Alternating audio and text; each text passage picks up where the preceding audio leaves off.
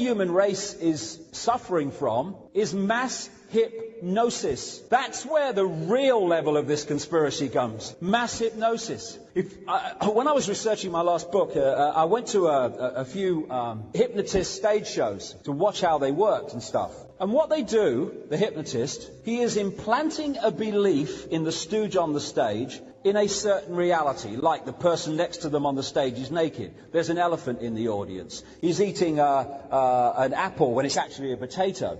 And what happens, because of that implanted belief, the program interprets reality to fit it. So the guy's eating a potato, but because of the program, it's an apple. His brain interprets the message not as a potato, but as an apple. Therefore, the guy thinks he's tasting an apple.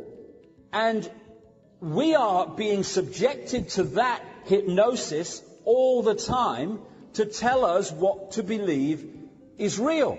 And I've seen people on stages, they smell things that aren't there. They see things that aren't there because the only place they exist is in their head, and if their head believes it, they will manifest that reality within it. And we talk about people waking up. Humanity's starting to wake up. Exactly what they're doing. They're waking up from the trance. We don't have to learn anything new. We are infinite. We have to remember what we have been manipulated to forget through the hypnotic trance that we're subjected to. And this is the wake-up that's happening. We're waking up from the trance.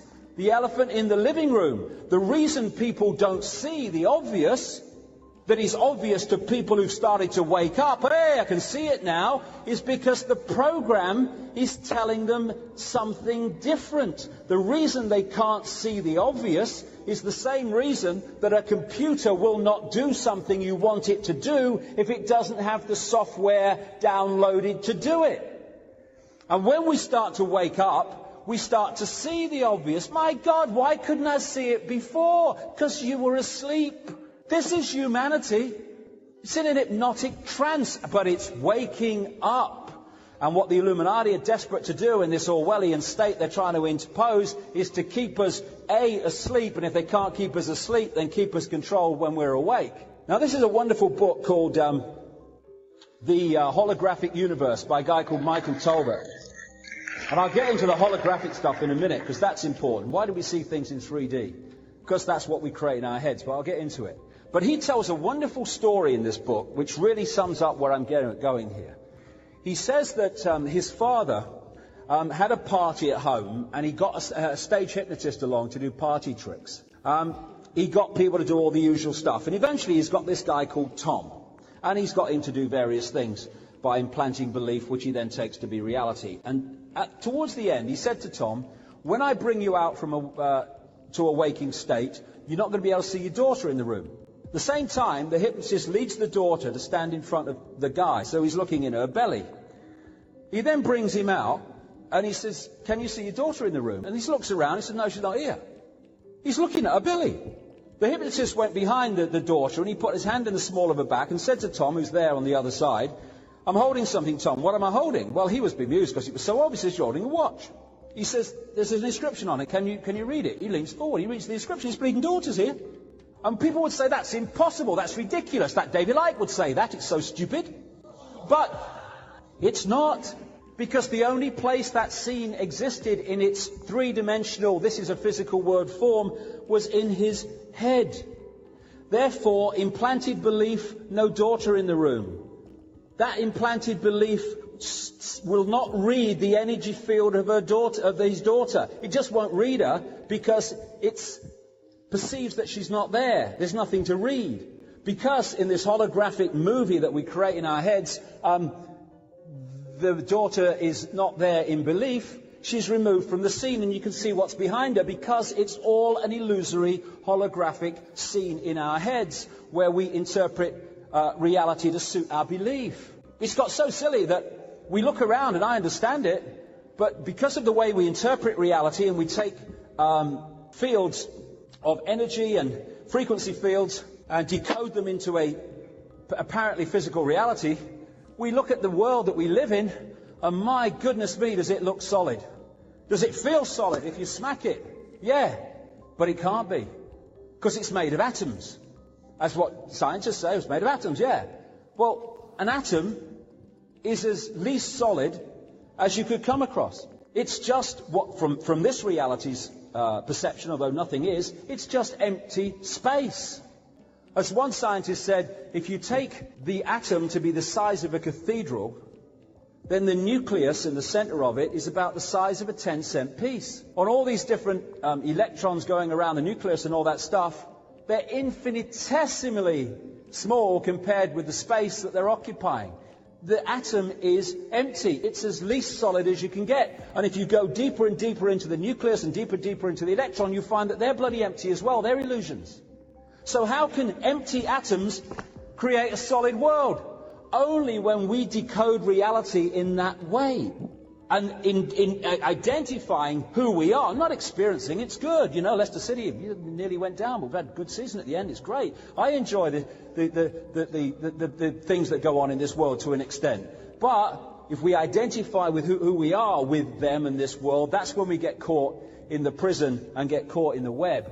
What they do with when they're making holograms is you have a laser beam, and part of it will get diverted to go across the object you want to photograph, these holographic pictures that are apparently three-dimensional. Another part of the laser beam will go pretty much direct onto the film.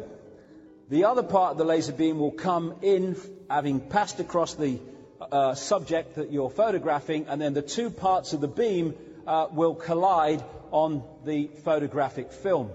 And what they do, it's basically like dropping two pebbles in a pond, and then the waves go out, and as they pass over each other, they create what they call an interference pattern, which is a wave representation of where the two pebbles fell, how far they fell, how fast they hit the water. It's a wave representation of that. And what they have when they're creating holographic pictures, which are apparently 3D but aren't, is they create interference patterns on the photographic film where the two parts of the laser beam come in and collide. One carrying the vibrational image of the subject that's being photographed, the other one coming virtually direct. And so that's what you see on a holographic film. It's apparently a meaningless wave of lines that mean nothing. But you fire a laser beam at it in the right direction, and suddenly that meaningless, what the hell is it, becomes a three-dimensional vision to you. And that's what comes out of the wave pattern. And in the same way, we are decoding vibrational fields like the interference pattern into holographic reality in our heads. Holograms can look incredibly solid, and we can feel them and experience them as solid when we look at them. That's a hologram too. These are all holograms. That's the moon. But one of the things that happened when I was lying on a mattress in this darkened room in an ayahuasca state is the moon came up. And this voice starts going, the moon. Poets wax lyrical to the moon. Illusion. And then he said at one point, do you think that's the earth you're lying on now? Illusion. All happening in our heads. Through our perception of reality and other things which I'll come to. All the things that we look at are holographic representations which we're decoding from energy fields into holographic illusory reality. These are holograms, the Earth and Saturn and stuff. And the brain is incredibly more sophisticated than the process of creating these holograms that you're seeing here. This is a computer image of a city, generate image of a city. Again, looks three-dimensional, even though it's not. And that's what we're doing all the time. Creating or interpreting, decoding energy fields in the brain into a holographic reality. We see them as buildings and street scenes and people, but outside of us they are energy fields, because that's what we are. That's what everything is. Energy, consciousness, awareness. What we're actually doing in this world, in effect, is experiencing a virtual reality game where we're looking into a world and thinking it's real, when it's just an illusory reality that we're creating in our heads. Now, one of the amazing characteristics of holograms is that every part of the hologram contains a smaller version of the whole. If you get a holographic print and you cut it into 4, then you put the laser beam on each of the 4 quarters, you don't get a quarter part of the picture, you get a quarter-size picture of the whole picture.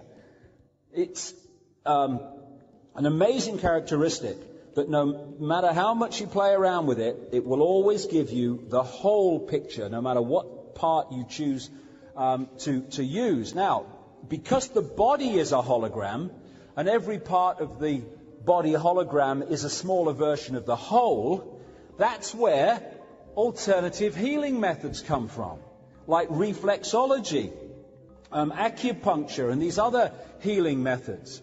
The reason they can find points in the feet that represent the whole body in different parts of the body, the reason they can find points in the ear that represent all parts of the body, and indeed everywhere else, is because the body is a hologram, and therefore every part of the hologram is a smaller version of the whole, and that's how this is possible.